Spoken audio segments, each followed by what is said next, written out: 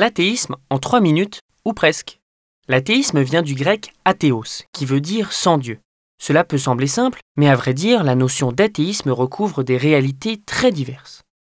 On distingue l'athéisme, qui affirme qu'il n'existe aucune divinité, de l'agnosticisme, qui ne tranche pas entre l'hypothèse de son existence et celle de son inexistence.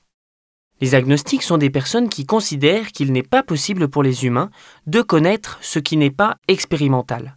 Selon eux, la question est insoluble pour l'esprit humain.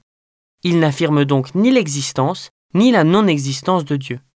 Certains agnostiques sont indifférents vis-à-vis de cette question et s'en détournent, lorsque d'autres sont interrogatifs et s'intéressent aux religions sans y adhérer. L'agnosticisme et l'athéisme sont anciens. On en trouve des traces dans plusieurs civilisations, comme la Grèce, l'Inde ou la Chine antique. La pensée athée telle qu'on la connaît aujourd'hui en France est plutôt issue de réflexions menées au cours de la Renaissance et du siècle des Lumières. D'abord réprimée par les pouvoirs publics, et donc peu manifestée par ses penseurs, l'athéisme s'affiche progressivement dans la sphère publique à partir de la Révolution française en 1789. Peu à peu, l'État devient laïque.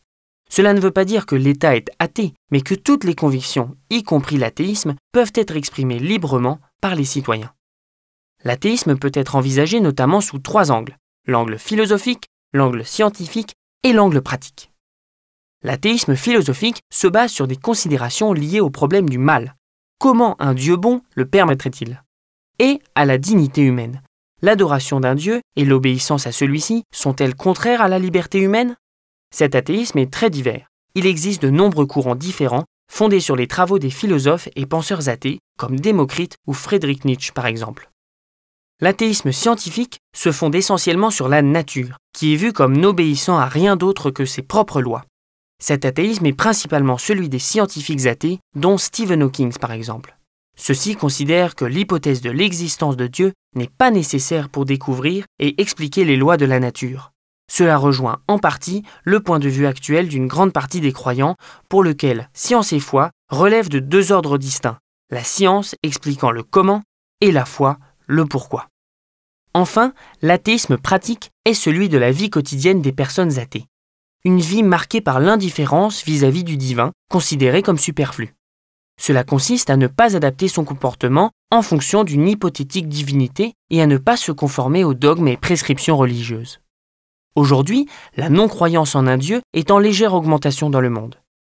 Une étude réalisée dans 57 pays en 2005, puis à nouveau en 2012, permet d'estimer le nombre d'athées et d'agnostiques dans les différentes régions du monde ainsi que leur évolution.